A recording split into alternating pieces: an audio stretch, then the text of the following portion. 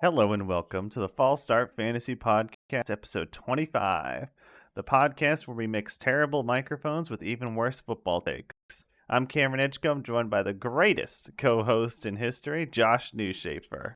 This week we will be finishing our divisional roundups with the AFC East divisional preview and talking about some NFL news. But first, Josh, how you doing? I'm doing pretty good. A little bit more busy, but got a quick power nap in today, so I'm doing pretty good. Yeah, you said you were subbing today. Um, Yeah, what did you get to talk football with any? Was it high schoolers, middle schoolers? there's one class that was some junior high kids, but unfortunately didn't get to talk football with any of them because busy helping them with other stuff. If they were even wanted to talk to me in the first place.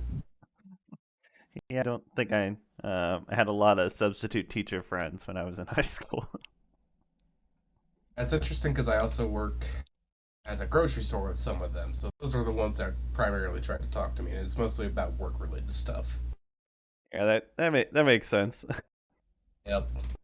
Well, let me address first the elephant in the room. We said last week that we'd have a special guest on this episode. However, due to some actual work constraints, he will be on next week instead, which will be our free agency preview, as that will also be the same day that free agency begins and all of the 2022 contracts expire. So I think that'll be a much better episode to have a guest on. So look forward to that. And then in other news, my wide receiver video is now our second most watched YouTube video ever. With Josh, do you know how many views? If I didn't have it right in front of me, I wouldn't know. Well, it's pretty insane. It's 18 views already on YouTube. Second most. I don't know if you knew this, but our most watched episode ever was the week 4 recap. I don't think there was anything special about that one. It just happened to get some like 22 views or something like that. Must have just showed up on a lot of people's recommended videos. I had just been one of those oddball ones. Yeah, but hey, I'm not complaining. I'm pretty pumped about that. But The week we um, had is that the what? That the week we had Kyler on, because that might make sense why. I don't even know. I'd have to go back and rewatch it. Week 4 was kind of a long time ago.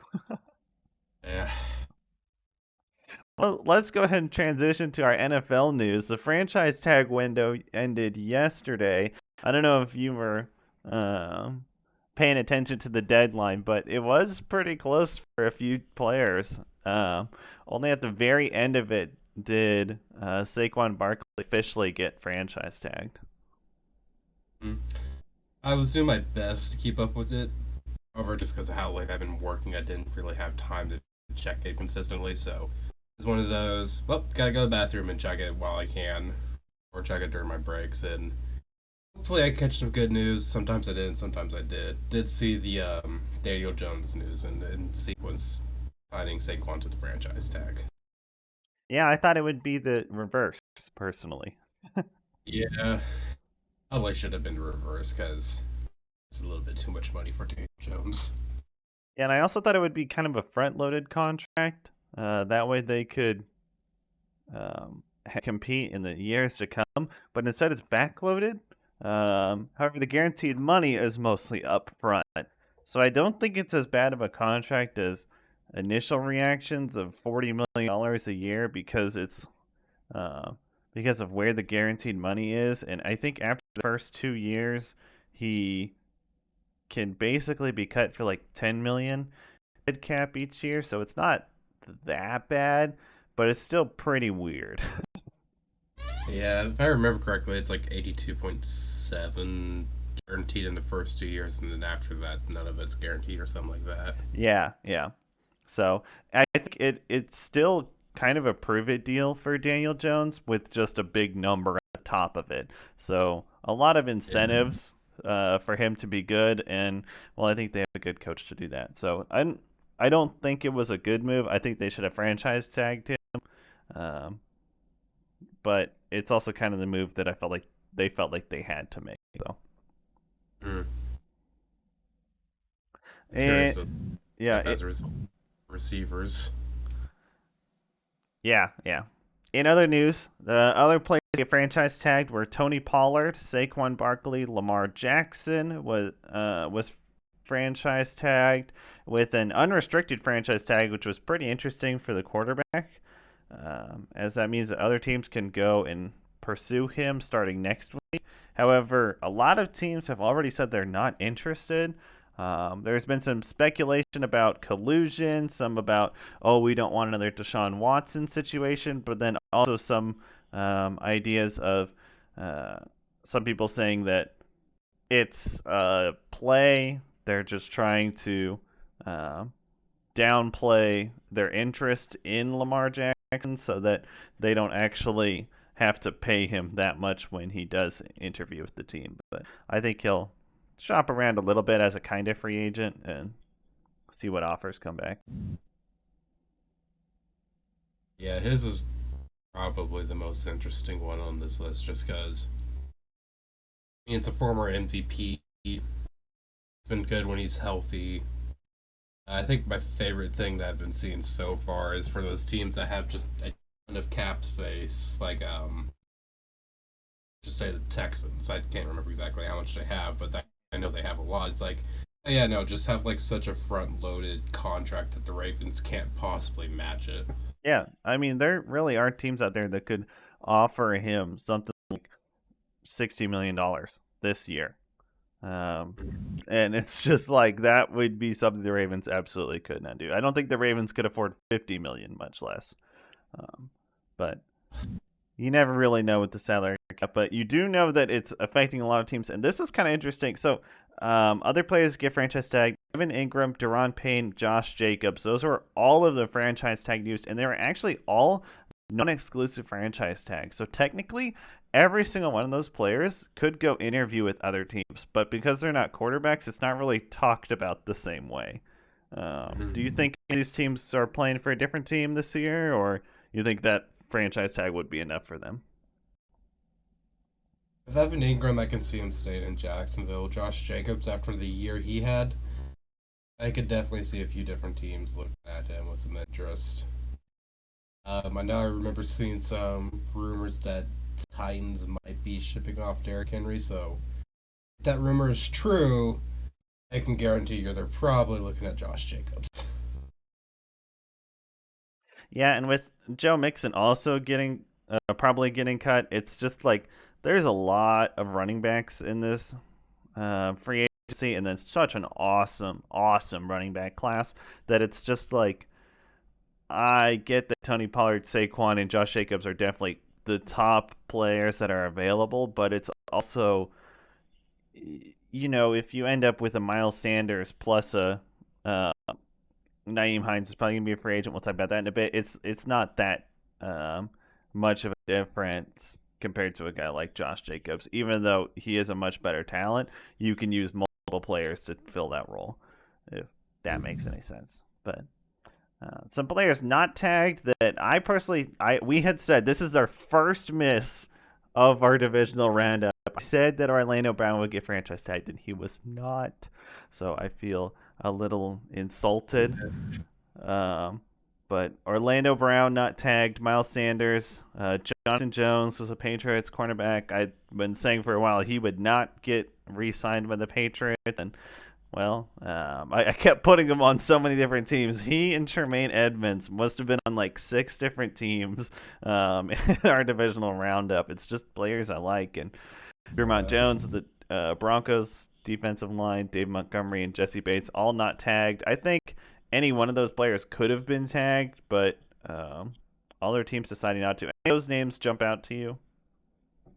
Um, Miles Sanders actually doesn't surprise me. Kenneth Gainwell outperformed him towards the end of the season, so that one doesn't surprise me. I'm not going to talk about Orlando Brown just because Chiefs fan, so maybe a little bit biased on that one, but definitely shocked we didn't, but I can understand why after hearing the reasoning.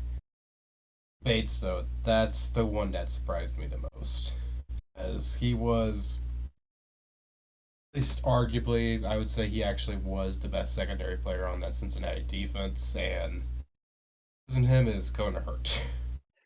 Yeah, once Awuzie went down, it was they told Bates and Apple and um, Von Bell to step up, and they did, but it's still a lot was riding on their safety shoulders, and um, now they went ahead and let them walk. They still have a week. They have until next Wednesday to re-sign these players before they become unrestricted free agents, but will be an interesting market for them.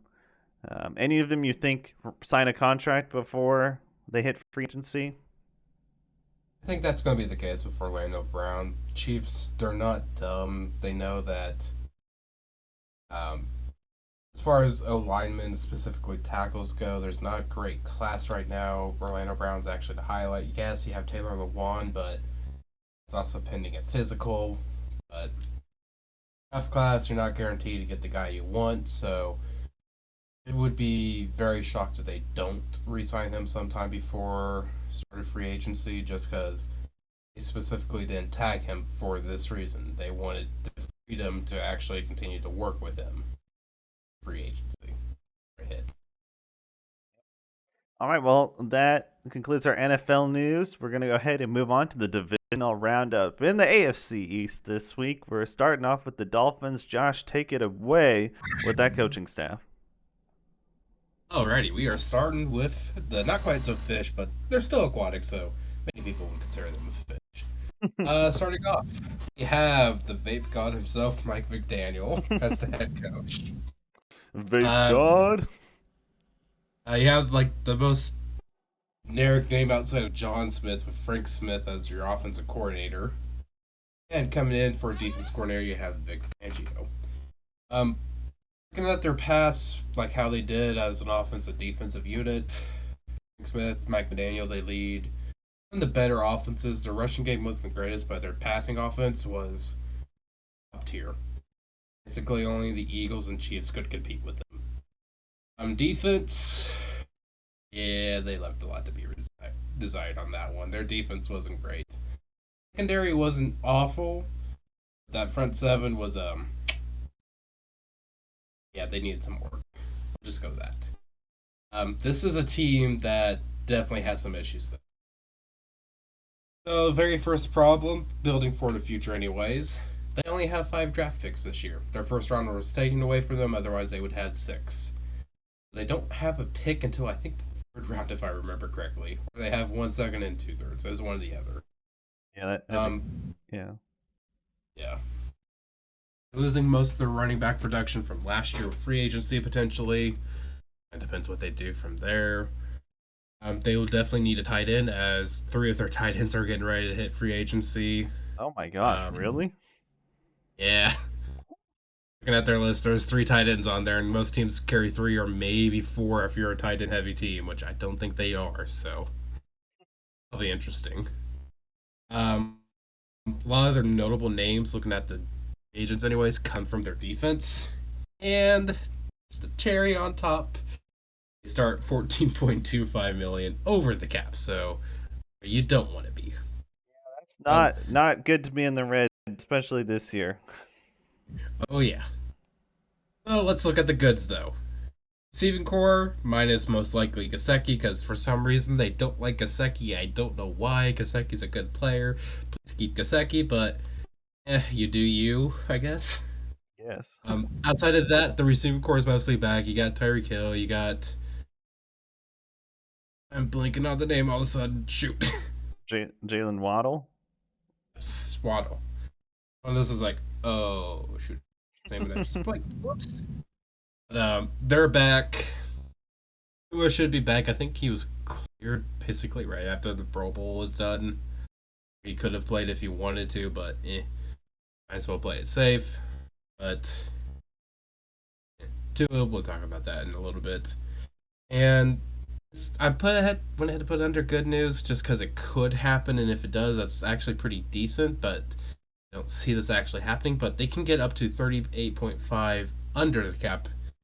They restructure their contracts on, at least on Spot Rack, all that you can. Sure. So they can save a lot of money. Tyreek Hill almost basically got them out of the red alone if you restructure his, just to give you an idea. Oh yeah, I'm sure he'll be willing to restructure. Yes, definitely. You gotta love the receivers and their freaking divaness. Anyways, here's what I think they should do going into the offseason. Starters either re-sign Jeff Wilson or Raheem Mostert, at least one of them. When you're looking at running back production, they were your two main contributors. Now, obviously, you can sign whoever the hell you want. Running backs free agency in the draft class. This is probably one of the best years to get a running back, just in general. Um, and heck, I can think of pretty much any running back in with this offense. It's like, I know they'd probably be okay. I'd say definitely re-sign at least one of them, so that way you have someone who's used to the system. So that way, whoever else they bring in, they have someone that can talk to a little bit more other than a coach and kind of learn the system that ways. Um, on for release or trade, and it seems like this is just a yearly occurrence at this point, but there's rumors that they're going to get rid of Tua. So if they're actually planning on that, say they're going for Lamar Jackson, then trade Tua. Otherwise, they don't really have anyone that they should release or trade. Retirees, maybe Byron Jones. He came out with a tweet not that long ago, basically saying he can no longer jump, and I can't remember what the other one was, but Yeah. I haven't heard if he's officially retired, but there is a good chance after sending out a tweet like that, he probably will retire. So maybe Byron Jones, which is kind of sad. I remember a few years ago, he was like the hot commodity with cornerbacks. This is the guy you wanted. Yeah, him and Xavier Howard were like a lockdown duo, like the Eagles secondary were this year. It was like, dude, this is you can't throw against this team, and then it became you can throw all you want against this team. Yeah. Unfortunate his career derailed by injuries. Maybe a good um, off season of healing can get him back, but And that's not a guaranteed thing. no. So have him as a question mark, just because I haven't heard any confirmation or not. But if I were to guess, I would say he's going to retire. And sign and trade for, definitely start hitting some of that secondary. A lot of your losses when it comes to free agency were on the secondary side. And again, you're potentially losing Byron Jones to retiring. So the major free agents, and I just picked like some of the top ones, would be like Marcus Peters, maybe trade for a Jalen Ramsey since the Rams are looking to ship him off. However, they don't have a lot of draft capital to send their way anymore, so we'll see what happens on that one. But or possibly players like Jesse Bates, or I mean Jordan Poirier said himself he wants, like, if he could, he'd play for a team down in the state of Florida. Last time I checked, Miami is in the state of Florida, so pretty good fit on that one. Definitely get some of those secondary free agents because they really need to shore up that area. Um, Shore up the front seven. You're not losing too much, at least. Um, get some depth pieces essentially, and you should be okay. Then probably go for O line depth. Probably the name I would say is if the Chiefs don't re-sign him, Orlando Brown would be your good one. You have who was Eric Armstead. Oh yeah. Orlando Brown, you have two really good tackles, and then shore up your inside three. You have a good O line to protect, or whoever else you get, or if things continue how they did last year, eventually Skylar Thompson. Had to get him in there somehow. Yes, of course. And All that right. is my the Dolphins. The fish, but not a fish. The fish, but not a fish. Well, moving on to the next team in the division, we started with a team that's looking like they're going up. They definitely did better this year, but that loss streak that they had really killed them, as well as just a team that just couldn't seem to figure it out together. Even though they made the trade for the um, Broncos linebacker, now I can't remember his name. Bradley Chubb. Yeah, Bradley Chubb. They even though I traded for him, it didn't really seem like their pass rush was getting that much more done. But I think year two for a good head coach, I think Mike McDaniel's doing well, and running a Vic Fangio style defense will be very interesting for them. But no one better to run a Vic Fangio style defense than Vic Fangio, right? Exactly. Yep. Moving on to the next team in the division, a team that's kind of on the downtrend is the Buffalo Bills, and everything. Like if you're playing Madden and you're like, oh my gosh, who's the best team to play as right now? The Bills have to be one of the best. Josh Allen and Stephon Diggs are two absolutely fantastic players. James Cook is a great player to get a lot of great efficient player. While he isn't some uh, freakish athlete, he does get more yards than expected. He's above average in that stat, and so it's a great thing. But then when you look at the team, and then obviously a defense that's full of stars like Von Miller, Micah Hyde, Matt Milano, and it's just a team that really does well for everything that you would want to see in Madden. When you're building a Madden franchise, this is what you do. However, by getting all of those great things, a lot of their depth and a lot of the important pieces to an NFL team seem to have really taken a backseat. And one of those things is that the offensive line had a really down year. Definitely wasn't talked about enough, and it's not gonna get much better. Roger Saffold is a free agent, and he was one of the lone good players on that offensive line. And now you can kind of look at all four of the starters on there and say that everybody kind of could use a replacement. We could use depth at every single one of these positions, and it's just not the kind of spot you want to be with your offensive line. You want at least a couple players that, hey, this guy's our veteran who's going to be leading the team. This is our Joe Tooney. This is what we're looking to build upon. Our Brandon Sheriff. The Jaguars went and got Brandon Sheriff, and he's not the top guard by any means anymore, but he does build chemistry for the young guys that you're bringing in. And now you're kind of looking at the Bills' offensive line like you're all the veterans that we're not hoping to build around in the future, and they just keep getting older as well as every other player. And it was a bad year from the offense position. Uh, Josh Allen, week one, looked like the MVP favorite because it was just he was lightning fast with getting the ball out. The offense was being efficient. Gabe Davis looked like a great wide receiver too, alongside Stephon Diggs, who was awesome. Dawson Knox was getting targets, and it was like this offense is gonna be awesome. And then that never came back. I want to blame Ken Dorsey the most for it because, well, he's offensive coordinator, and we saw this huge shift in offensive philosophy. Uh, it was just, it seemed like they were trying to put too much pressure on Josh Allen's shoulders, and I don't think that was the right idea at all. He's a great player. He's a fantastic player, probably the second best quarterback in the league, but it's like, if you're making him do everything, he can only do it perfectly 90% of the time. And against those really good teams like the Bengals, well, they have great people doing everything everywhere. So that covers a lot of the problems already with the Bills. I will say also their defensive coordinator, um, Leslie Frazier, is taking a year off. I believe it's still an open position, but I believe Eric Washington, who's a senior defensive assistant on the team, will become their next defensive coordinator.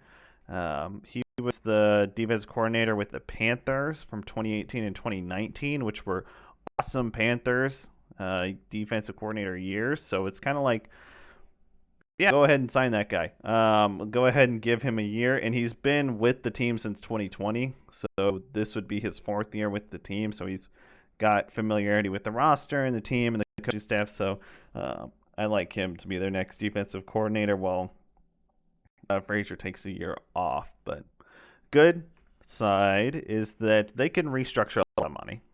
If they don't think this will be a down year for them, if they think Von Miller is going to be healthy, they think Stephon Diggs and Josh Allen still have that connection, they think they can really develop some of the players that they have and bring in free agents and whatever, they can do that. They can restructure all the money, move it to the next, and be the Saints in the future so they can have another shot at it this year. They right now Josh Allen's the fourth highest paid player in the league next year, and he can, and that is significantly less than Patrick Mahomes is making. So there is money that can be moved around, and they have a great head coach and quarterback combination. As far as players they should re-sign, they have some free agents, but I think it's free agents that you can replace. We talked about Jordan Poyer on many different teams. It's because we don't think that should be a top priority for the Bills. Safety has to be a position that you deprioritize when you are on an expensive team, so I think they'll do that.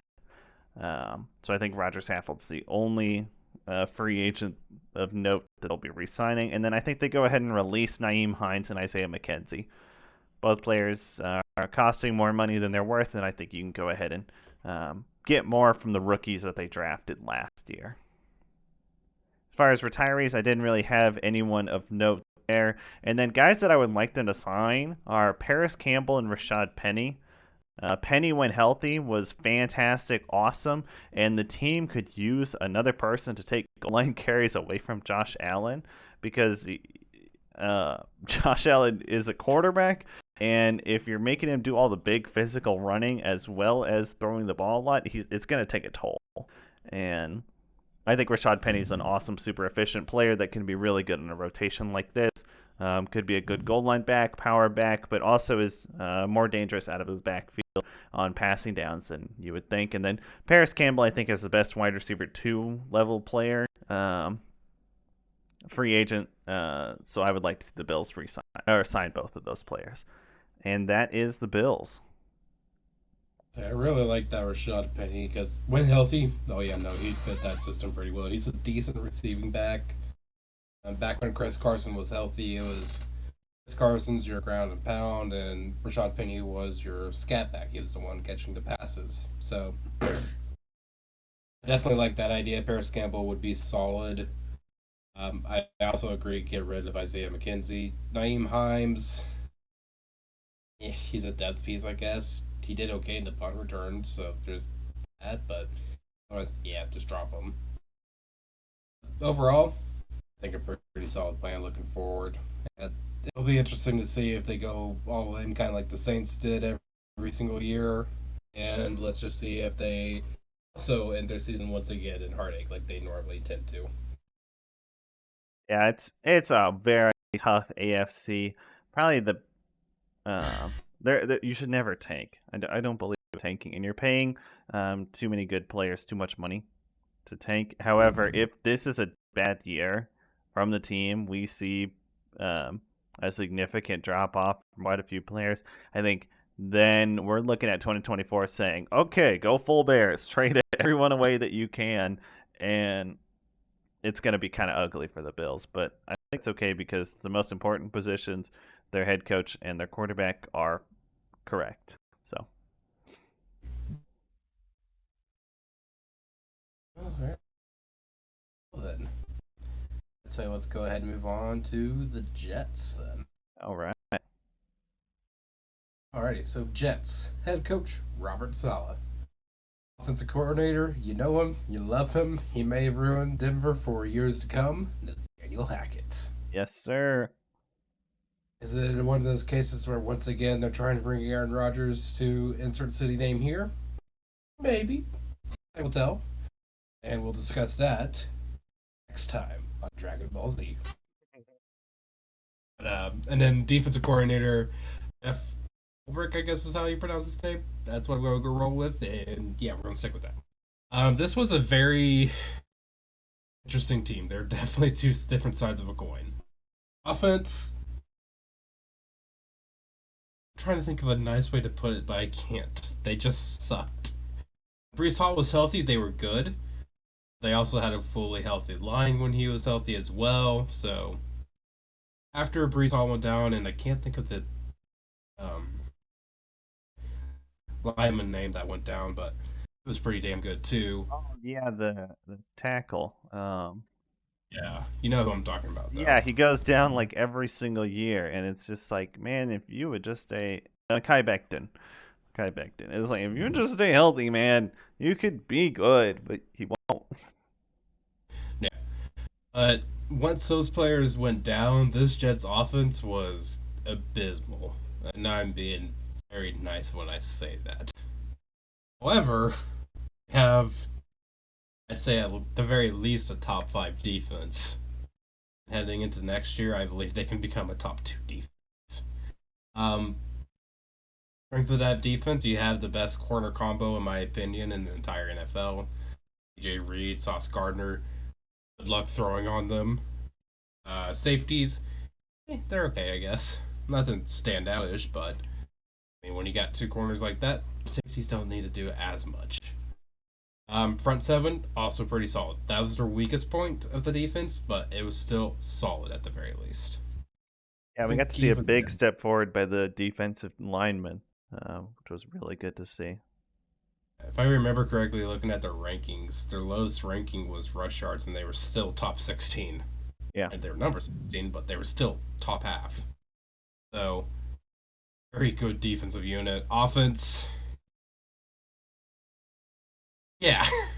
It's like So, when you order a steak and it comes with some awesome potatoes and it comes with some like whatever your favorite vegetable is. Me, I like some asparagus with my steak, and you got a beautiful red wine that's your Garrett Wilson. You're like, oh yeah, this is all great. And then your steak arrives well done and it's beef jerky. And everything's ruined. or at the restaurant there, Bobby D's, as Mike would call it. Nope, they just ordered a hamburger instead. Yeah. Uh, yeah, that's a good way to describe it. It's like you got some of the best side pieces you have. He's all when healthy. He's the mashed potatoes. He might be the star of the show. The steak's not the greatest, but those mashed potatoes, damn, are they good? Or Wilson, he's your fine wine. He Yes, is sir. what basically. I'm trying to think of words. I'm not much of a wine drinker. He's what every sommelier is looking for. He's Enhances the fantastic. flavor even more so. Absolutely. And it However, you just have a turd as a star. there's a turd You on the center of the plate, and you go, "Man, I want some of these potatoes," but do they have to be touching the turd? Like, the potatoes can get you so far, but eventually you're going to run out of potatoes, aka he's all getting hurt this year. And I don't think wine's going to go well with the turds, so. And now your turd saying, "I'm Yeah, gonna mess up the plate for the next guy who comes in." So that is the story of the Jets. Mashed potatoes, pretty damn good. Wine enhances the mashed potatoes even more. You absolutely, just have a giant turd on the middle of the plate for some reason. yeah. There you go. See, we can actually explain stuff pretty well.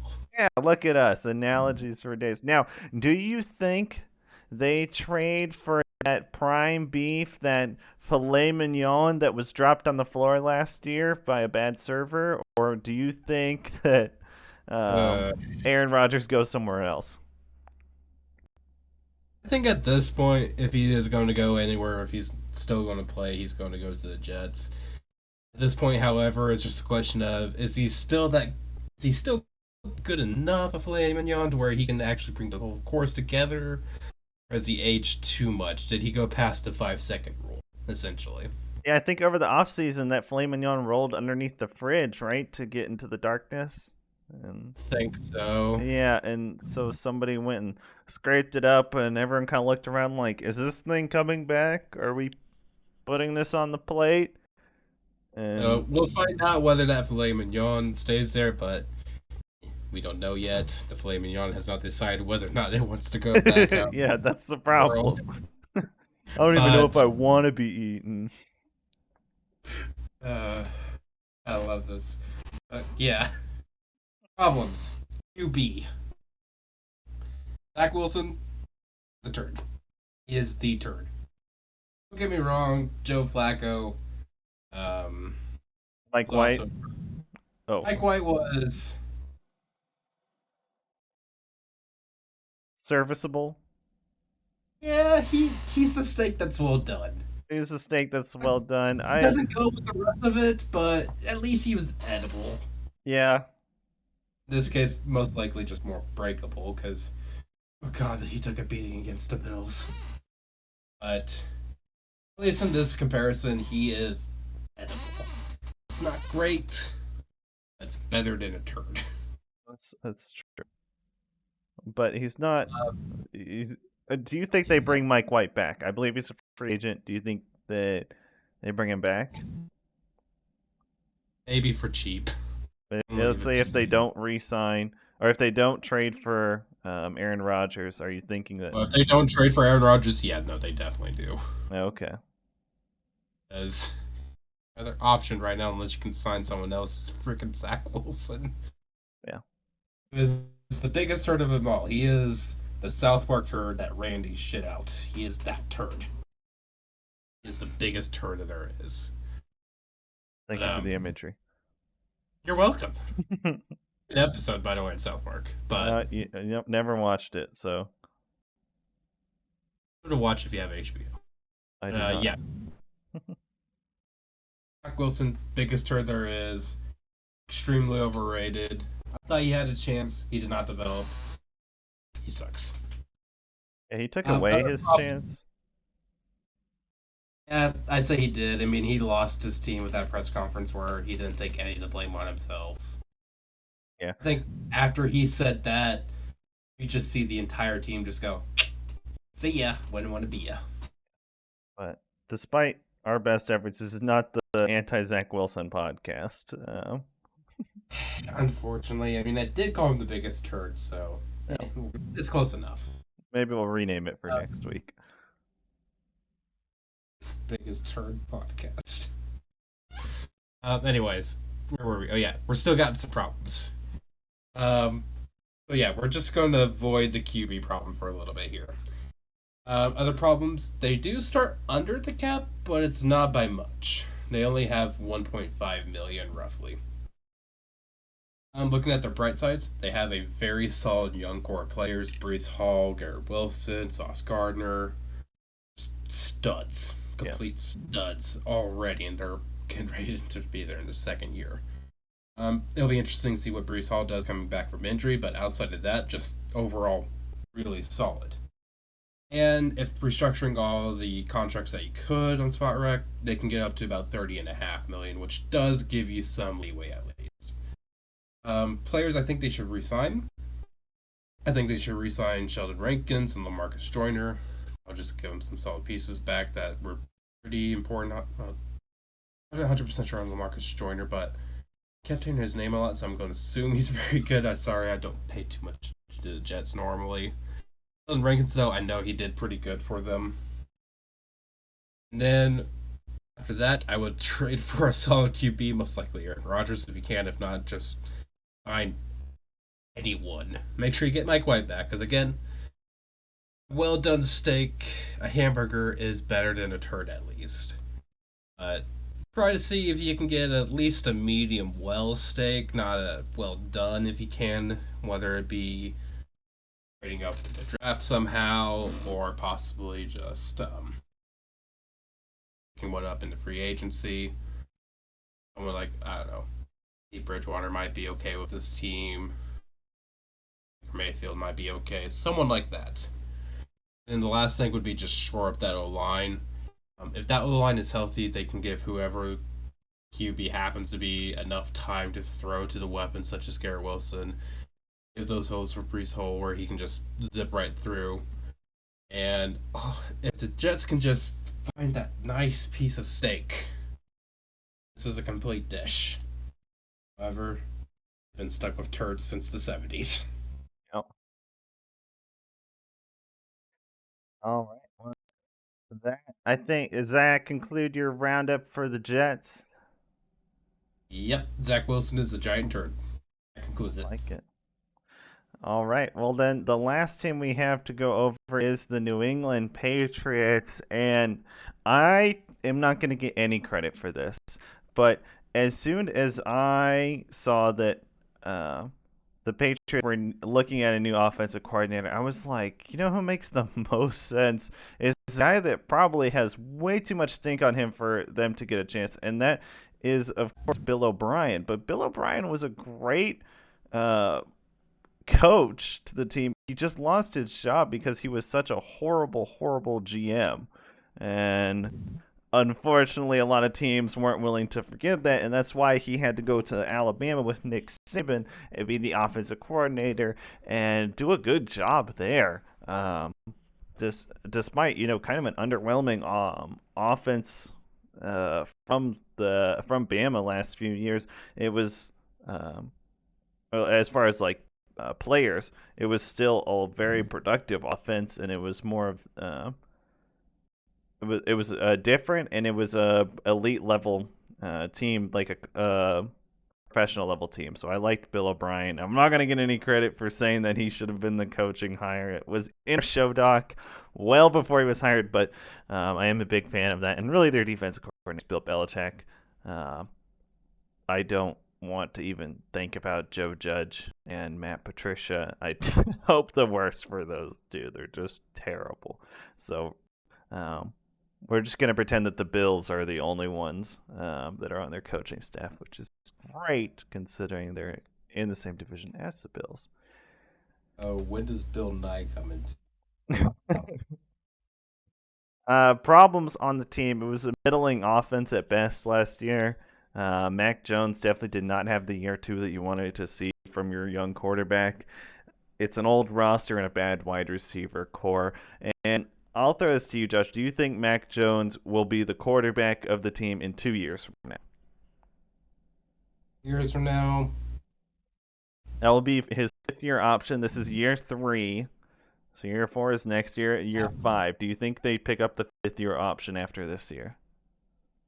I think so. I mean, his first year was good. This year, his last year, his offensive coordinators were actually defensive coordinators the entire time. So I'm going to cut him some slack. It kind of depends what he does this year, but I think he will. Yeah, he's I do believe in Mac Jones. I don't think he's a fantastic player, but I also think that we're in a time where the QB market is really doing something strange, and a guy like Mac Jones isn't going to break the bank in a few years because he won't have the argument that um, Joe Burrow and Justin Herbert are going to have of, hey, at my best, I'm the best quarterback in the league. Because I don't think a guy like Mac Jones will be saying that. And they'll be able to pay him less, which is always good for building a roster, especially Bill Belichick's roster. Which brings us to our good. This is a cheap roster with no long term commitment to players. Guys like Jonu Smith and uh, linebacker Matthew Judon are definitely guys that have extended contracts right now, but there isn't too much dead cap around any of their players, and they can kind of go in many different directions with this team. Bill Belichick is a great head coach, of course, but what we need to see from this team is bring in some players who can really take them to the next level. We see this trend every single year with, hey, here's this middle quarterback or young quarterback, let's put him with a stud wide receiver. And I think the stud wide receiver they really need to bring in is, of course, DeAndre Hopkins. DeAndre Hopkins has said many times that he has a lot of respect for Bill Belichick, and after their game this year, he came and talked to him and believed that there's a mutual respect there, of course, from Bill Belichick, who thinks he's one of the best wide receivers in the league, which, well, I think that's a pretty popular opinion to have. I would like to see the Patriots offer a second for DeAndre Hopkins and maybe get like a Hopkins and a sixth back or something like that, or some player that the new Cardinal staff isn't too high on, because I do like DeAndre Hopkins that much. I think he's worth a second round pick at this time. Considering what Devontae Adams and Tyreek went for, who are just like a year younger than him, I don't think that's too absurd. The other player that I think the team should go out and trade for is Kevin Byard. I said this on our Titans recap, but Kevin Byard is in that weird point where he's a safety getting paid too much money on a team that doesn't have any money to spend on a safety. And trading him to the Patriots for even a third round pick, doesn't have to be this year, could be next year. It moves the money in a good way for the Titans, while also letting the Patriots fill this void of, hey, Devin McCourty's 34 years old or something like that. Probably going to retire this year. Let's put another guy who's been a Pro Bowler. I think he was an All Pro safety one year, and let's put him back there with our team, and let's run the scheme through him because we're going to need some veteran help like that. Other players that are some free agents that I think they should resign. Isaiah Wynn was a great tackle for them. He's not going to break the bank. He's not um, some top tier tackle, but you want to keep guys who are familiar with the offense when you can. And I think Isaiah Wynn will be a guy that they have the money to spend on, so I think they do. I believe Jacoby Myers stays with this team. Patriots have more money and more mutual interest with Jacoby Myers than I think any other team can say. So I think that he's going to be re-signing with them, though maybe he goes out and gets 30 some $1 million a year from a different team. Who knows? Uh, it's I don't think there it is a horrible wide receiver market out there, and Jacoby Myers is definitely the cream of the crop. Um, if you want to say that JSN, Jackson Smith and Jigba, is the wide receiver one of this free agency, being just a draft prospect, I think that Jacoby Myers would be the two. A lot of people are saying he goes to the Bears. I think the Bears, they already have Darnell Mooney, who's kind of the same player. I don't think that makes sense to me, but maybe they want two Darnell Moonies. And then the other guy they should re-sign is Damian Harris, as he's always been an efficient runner, knows the offense, and is good with the team. So I like that Harris coming back for another year as well, maybe a 2-year deal. And I then, think go ahead. say I like that one because Damian Harris does fit the style that they like to run a lot of times. Had a good one-two punch with him and Ramondre Stevenson as well. Harris being more of a goal line back and Stevenson being more of the pass catcher. Yeah, Ramondre Stevenson can really do it all, but he's also a running back, and modern running backs aren't 3 down every single game. And Damian Harris can take a lot of that workload away from him, and the team likes Damian Harris, obviously.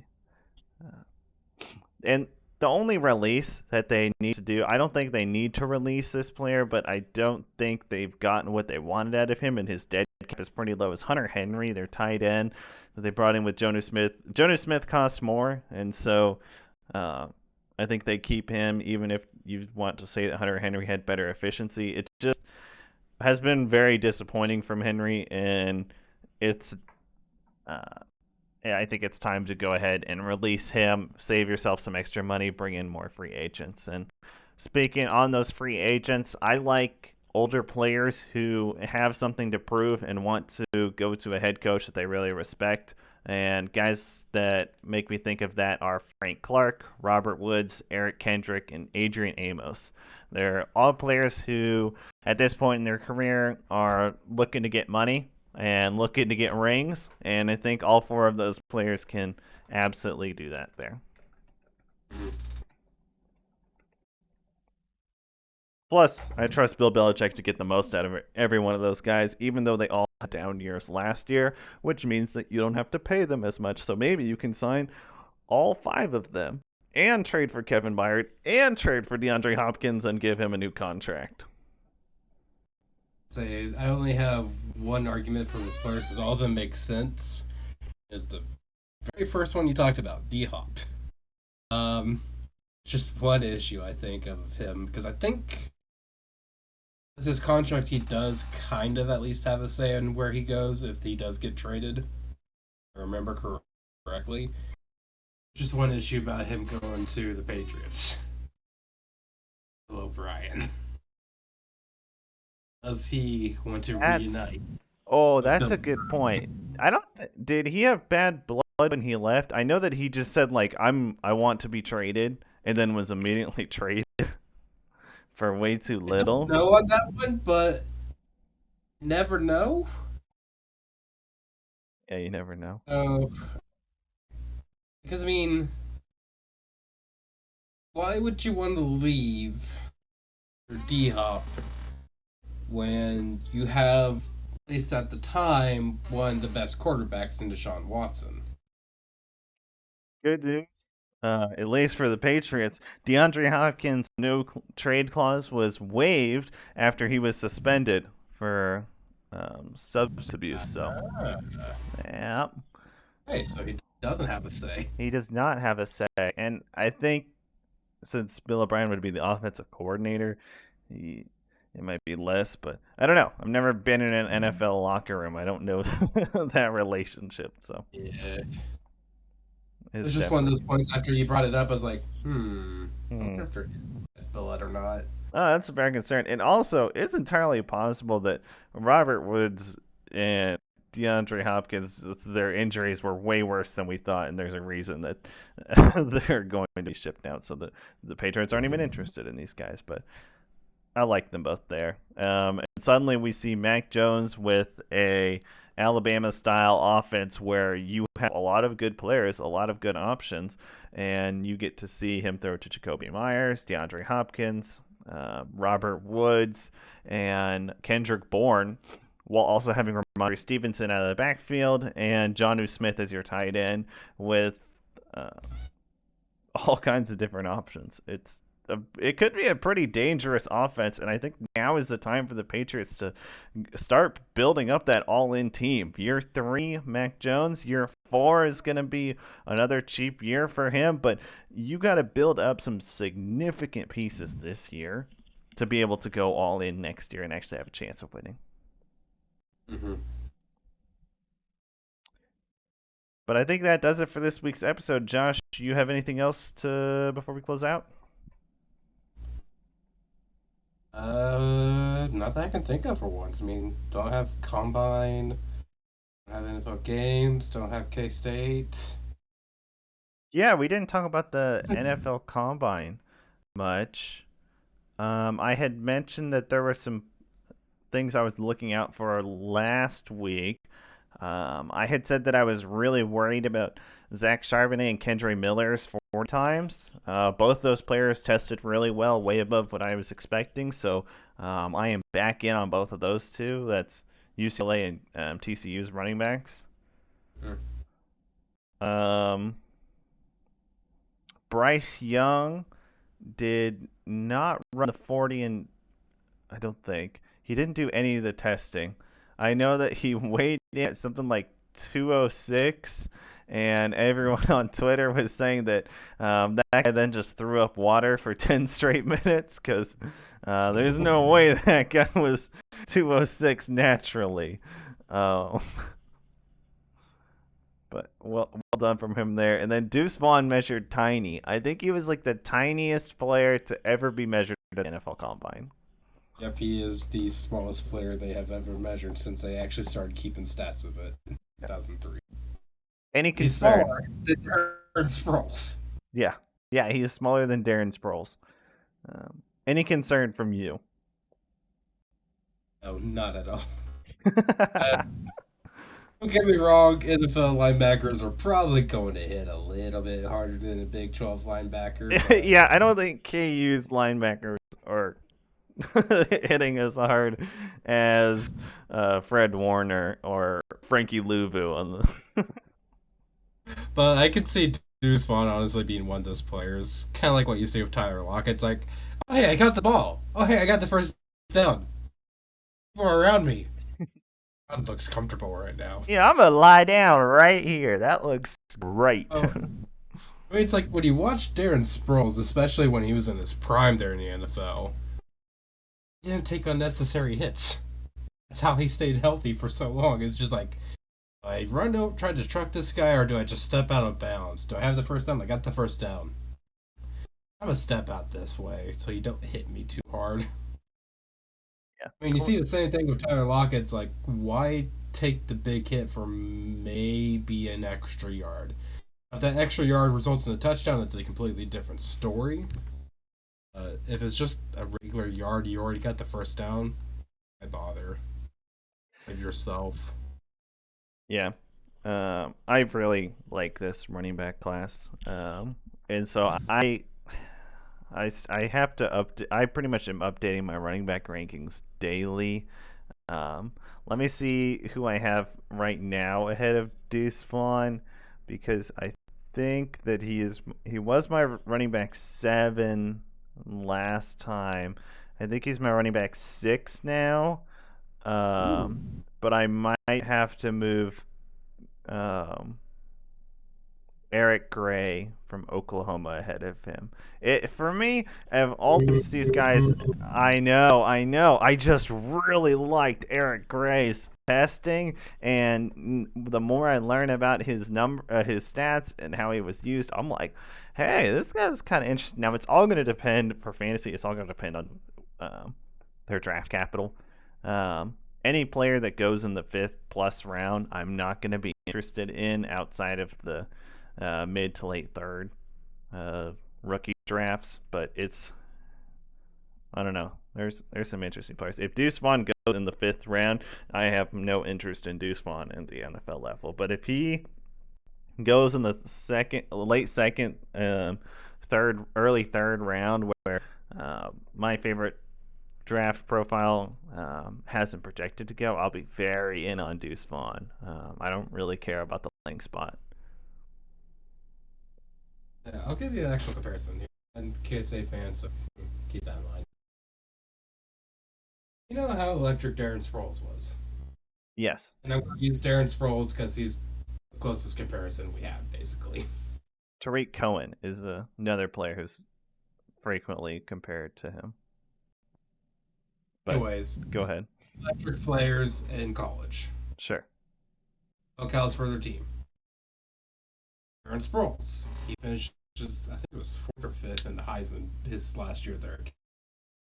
Oh, really damn good player. You know which round he got drafted in?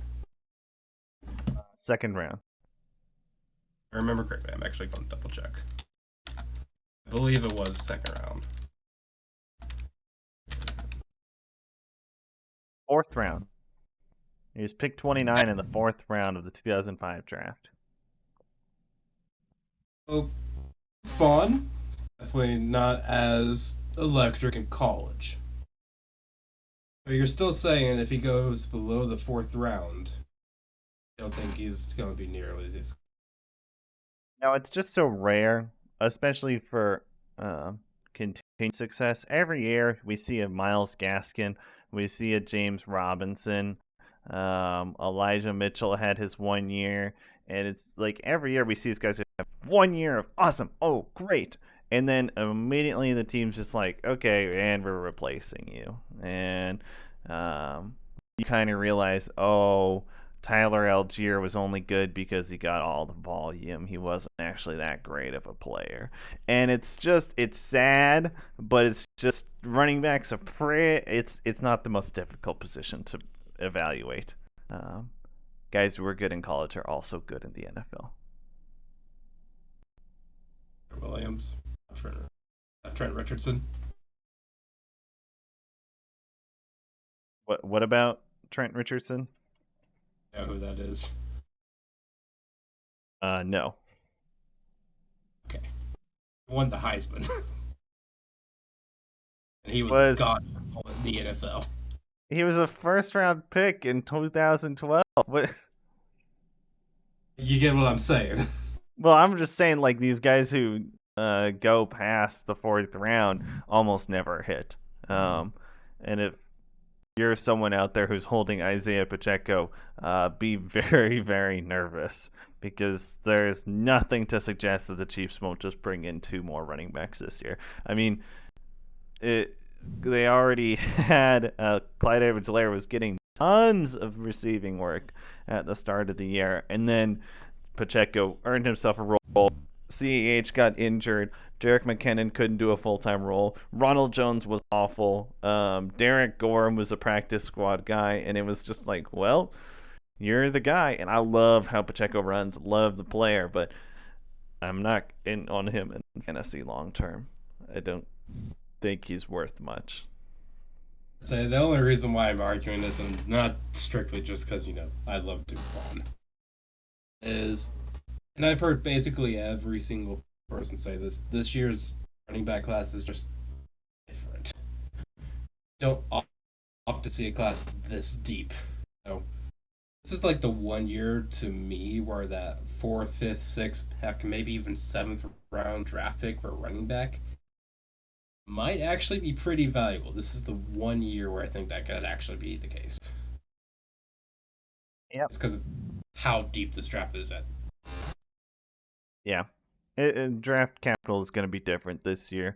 But on March 22nd, right now, so 2 weeks from now, that is our um, looking ahead at NFL prospects. So we have 2 weeks to look over all our players. I'm going to have 2 weeks to really finalize my rankings before the NFL draft of these running backs. And then we'll be starting on to our mock drafts after that before the NFL draft in April, which we'll be at. So,